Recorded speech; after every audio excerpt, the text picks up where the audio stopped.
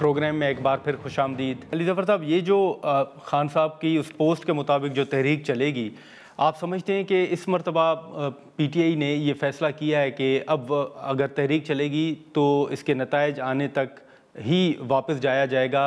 पहले जो तहरीक चली या जो तनकीद होती रही है, तो माजी में जितनी तनकीदें हुई हैं या जहाँ जहाँ आप समझते हैं कि फ़ैसले कहीं ना कहीं कोई कोताही हुई है, तो इस मरतबा उन तमाम फ़ैसलों को मद्देनज़र रखा जाएगा? आप समझते हैं कि एग्रेसिव एक मूव होगी PTI की ये? देखें, अभी इस मूव का चूंकि आपको पता है कि काफ़ी देर से मुलाकात नहीं की जा रही, कराई जा रही खान साहब से, तो यकीनी तौर पे इसकी क्या इस पे क्या एक्शन होगा, क्या ये किस तरह की होगी, ये सिटी वाइज होगी, डिस्ट्रिक्ट वाइज होगी, नेशन वाइड होगी, ये इस पे फैसले सारे करने हैं। और अभी तक पॉलिटिकल कमेटी जो बनी गई उससे कोई ऐसी स्ट्रेटजी नहीं सामने आई जिसके तहत मैं कोई आपको जवाब दे सकूं डिटेल में। तो पहली तो पॉलिटिकल कमेटी से ये स्ट्रेटजी आनी है और उसके बाद वो खान साहब ने भी अगर कोई स्ट्रेटजी देनी है वो मुलाकात के बाद ही पता चलेगी। लेकिन सर, मौलाना साहब के साथ कोई बातचीत आगे बढ़ी है? आप समझते हैं कि अगर तहरीक, इवन मौलाना साहब ने भी इशारा दिया है कि वो हुकूमत के खिलाफ सड़कों पर आएंगे, कोई मौलाना साहब से बात नहीं बन रही सर पाकिस्तान तहरीक इंसाफ की? हाल ही में कुछ मुलाकातें भी हुई थी।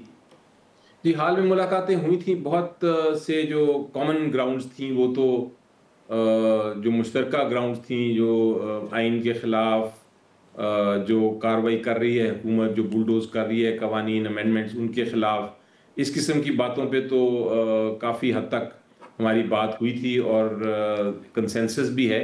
लेकिन कुछ मामले हैं जिस पे अभी तक कंसेंसस नहीं हुई, तो मैं ये नहीं कह सकता कि 100% हम इकट्ठे हो गए हैं। लेकिन उम्मीद ये है कि बातचीत को बढ़ाना चाहिए और अगर हम सारे पॉइंट्स पे, सारे एजेंडे पे बात कर सकें और मुतफ़िक़ राय हो जाए तो उनका शामिल होना अपोजिशन में बहुत अहम होगा।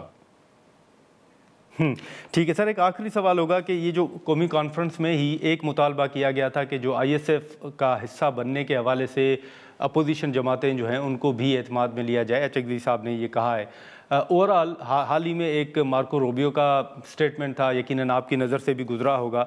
आप क्या देख रहे हैं सर कि पाकिस्तान ने तो ये विलिंगनेस तो उन्होंने शो की है कि वो हिस्सा बनेंगे और ये पाकिस्तान के लिए ऑनर की बात होगी कि वो जो फोर्स है उसका हिस्सा बने। आप किस तरह देख रहे हैं सर, सूरत हाल किस तरफ जा रही है? देखिए, सबसे अहम इसमें जो रोल है वो तो ऑब्वियसली फ़लस्तीन की अवाम का है। और वो अगर फोर्स का हिस्सा चाहते हैं पाकिस्तान को बनना तो फिर एक वो प्लस पॉइंट होगा। दूसरी इसमें ये भी देखना है कि बड़ा डिपेंड करेगा, मुझे नहीं लगता कि इजराइल की जो पॉलिसी होगी उसके तहत पाकिस्तानी फोर्स को वो अपोज तो करेंगे। लेकिन अल्टीमेटली मुझे लगता ये है और होना भी ये चाहिए कि ये फैसला पार्लियामेंट ने करना है और इस मामले को पार्लियामेंट में तो आना है। पार्लियामेंट को इन कॉन्फिडेंस लेना पड़ेगा और फिर ही आगे कोई बातचीत फाइनल हो सकेगी।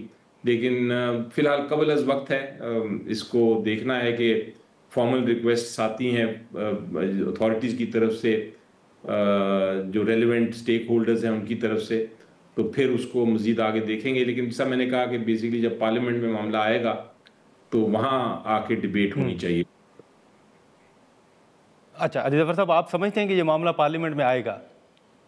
आना पड़ेगा जी। ये ऐसा मामला है जिसको आप एक अपनी आर्म्ड फोर्सेस को आप कमिट नहीं कर सकते किसी तरह जब तक ये पहले भी आपने देखा जब भी ऐसा मामला हुआ तो पार्लियामेंट को कॉन्फिडेंस में लिया गया।